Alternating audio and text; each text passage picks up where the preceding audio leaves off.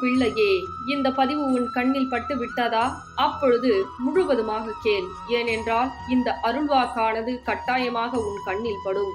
ஒவ்வொரு தருணமும் உன் கண்ணீருக்கு பதில் கிடைக்கவில்லை, தீர்வு கிடைக்கவில்லை என்று நீ தனிமையில் புலம்பிக் கொண்டு அழுது கொண்டிருக்கிறாய். இந்த புலம்பலால் என் தங்க பிள்ளையின் உடலாலும் மனதாலும் அதிகமாக காயப்பட்டிருக்கிறது.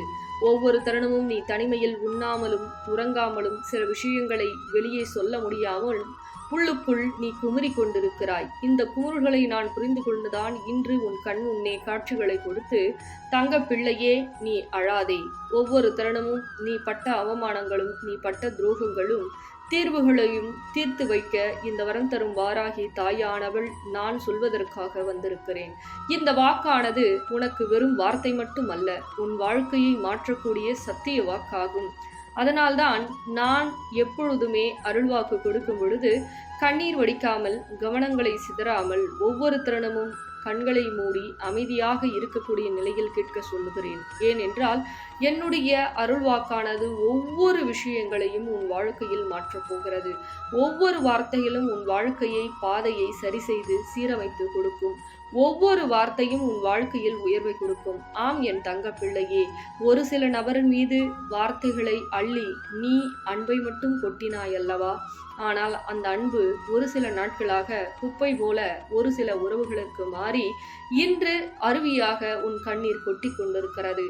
ஆனால் அவர்களோ அதை குப்பை கூட நினைத்து பார்க்காத அந்த அளவிற்கு கொடூரமாக மாறிக்கொண்டிருக்கிறார்கள். எல்லளவும் அவர்கள் உன்னை கவனிக்கவில்லை. நீ என்ன செய்கிறாய், ஏது செய்கிறாய் என்று அனைத்து விஷயங்களையும் கவனிக்கவில்லை.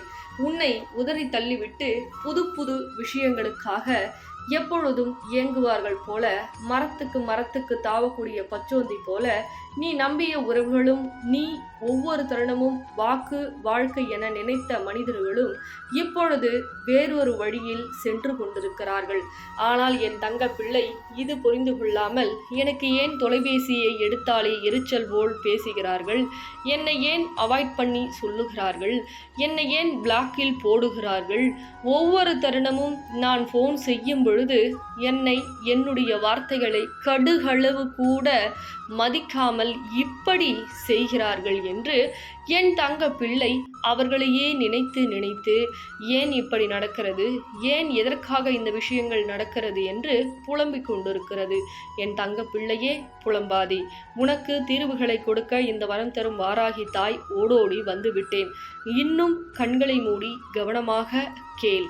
ஏனென்றால் அப்பட்டமாக அனாதை என்று ஒரு சில விஷயத்தை அவர்கள் சொல்லினார்கள். ஆனால் அப்பட்டமாக என் தங்க பிள்ளை அன்புக்கு ஏங்கி, அன்புக்கு கட்டுப்பட்டு நேர்மையாகவும் உண்மையாகவும் இருக்க வேண்டும் என்று அனைத்து விஷயங்களையும் என் தங்க பிள்ளை பார்த்து செய்து இன்று அவர்கள் பள்ளத்தில் தள்ளிவிட்டார்கள். ஆனால் இது என் தங்க பிள்ளைக்கு தாங்கிக் கொள்ளவே முடியாத மிகப்பெரிய துயரமாக, மனதில் பாதிப்புகள் அதிகமாக ஏற்பட்டு விட்டது. கண்ணீர் என்ற கடலில் வாழ்க்கையே விரக்தியாகிவிட்டதே. இப்பேற்பட்ட மனமாற்றம் அவர்களுக்கு ஏற்பட்டு மகிழ்ச்சியில்லா வாழ்க்கையை எனக்கு கொடுத்து விட்டார்களே, எப்படி இப்படி மாறியது என்று என் தங்க பிள்ளை அதையே நினைத்து கண்ணீர் வடிக்கிறது. இதோ என் தங்க பிள்ளையே, உன் உறவு ஏன் இப்படி மாறியது என்று சொல்லவா? கவனமாக கேள். ஒரு சில செய்வினைகள் உன்னுடைய உறவு சிக்கி கொண்டிருக்கிறது. சிக்கியது மட்டுமல்ல என் தங்க பிள்ளையே, அவர்களுக்கு செய்வினைகளும் செய்யப்பட்டிருக்கிறது. ஆம் என் தங்க பிள்ளையே, ஆரம்பத்தில் போல் என் உறவு மிகப்பெரிய மாற்றத்தை கொண்டு வந்திருக்கிறது. ஆரம்பத்தில் அன்பு, பண்பு, பொறுமை, பொறாமைப்படக்கூடிய அளவிற்கு என் மீது அளவு கடந்த அன்பை வைத்திருந்தது. ஆனால் இன்று அடுத்தவர்கள் பேச்சை கேட்டுக்கொண்டு என்னை வெறுத்து ஒதுக்குகிறது.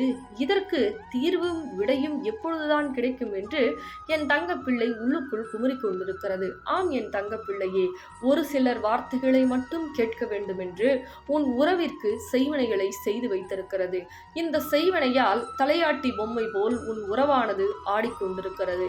நீ என்ன சொன்னாலும் செவி கொடுத்து கேட்பதில்லை. நீ என்ன பேசினாலும் எரிச்சல் ஊட்டக்கூடிய அளவிற்கு அவர்கள் வாழ்க்கையில் இருக்கும்படி எதிரி போல் உன்னை பார்க்கிறார்கள். அதே போல் நீ எதை சொன்னாலும் செவி கொடுத்து ஒரு நிமிடம் கூட அவர்கள் கேட்பதில்லை.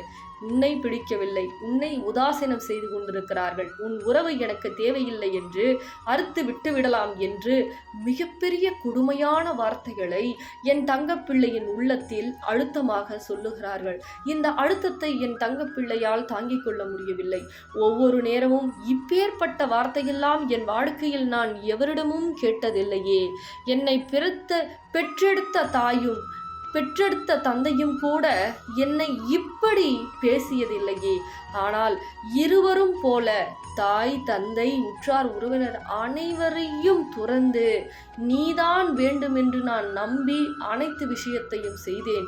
ஆனால் அப்பட்டமாக வீண்படி சுமத்துவது, அப்பட்டமாக பிடிக்கவில்லை என்று உறவுகளை உதறி செல்ல வேண்டும் என்று உதடுக்கு ஒவ்வொரு விஷயத்தையும் நொடிக்கு நொடி அந்த வாய் வார்த்தையானது சொல்லிய விஷயத்தையே நினைத்து நினைத்து நினைத்து என் தங்கப்பிள்ளை கண்ணீர் வடிக்கிறது.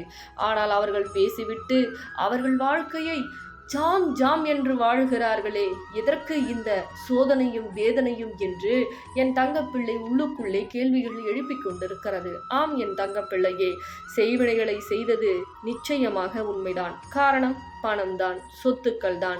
இவை இரண்டும் தான் ஒருவருடைய தீய விஷயங்களை, தீய பழக்கங்களை பாதையில் கொண்டு செல்வது.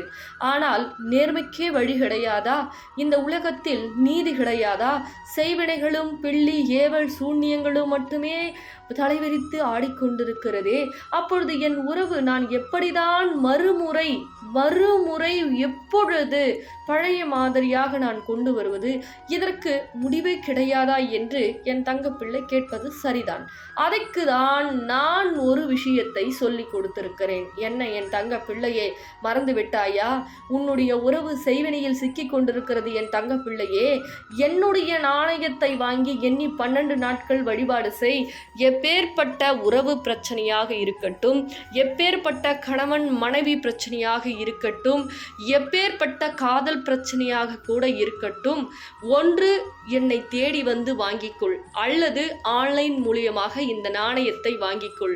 உன்னுடைய தீராத மனைவி பிரச்சனையாக இருக்கட்டும், தீராத கணவன் பிரச்சனையாக இருக்கட்டும், அல்லது தீராத காதல் பிரச்சனையாக கூட இருக்கட்டும், செய்வனையில் இருந்து விடுபடச் செய்து உன்னுடைய உறவை எப்பேற்பட்ட பாசத்தை காமித்தார்களோ பழைய நிலைக்கு இந்த வரம் தரும் வாராகி தாயானவள் என்னுடைய தங்கப்பிள்ளையின் பல நாள் கண்ணீருக்காக, பல நாள் வாழ்க்கை போராட்டத்திற்கு நான் நியாயத்தை வழங்குவேன். அதுவும் எண்ணி 12 நாட்களில் இந்த நியாயத்தை வழங்குகிறேன்.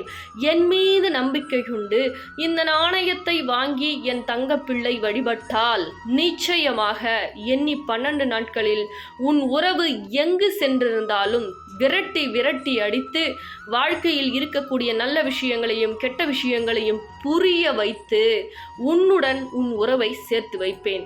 எப்பேற்பட்ட விஷயமாக கூட இருக்கட்டும் என் தங்கப்பிள்ளையே, என்னை நம்பி இந்த நாணயத்தை வாங்கி 12 நாட்கள் வழிபாடு செய்யும் பொழுது எப்பேற்பட்ட கடன் பிரச்சனையாக இருக்கட்டும், உறவு பிரச்சனையாக இருக்கட்டும், செய்வினை பிரச்சனையாக இருக்கட்டும், அல்லது சொத்து பிரச்சனையாக கூட இருக்கட்டும் என் தங்கப்பிள்ளையே, என்னை நம்பி என்னை நீ நிச்சயமாக வழிபாடு செய்யும் பொழுது ஒன்று உன்னுடைய இல்லம் தேடி என்னை அழைத்து வா, அல்லது என்னை தேடி வா.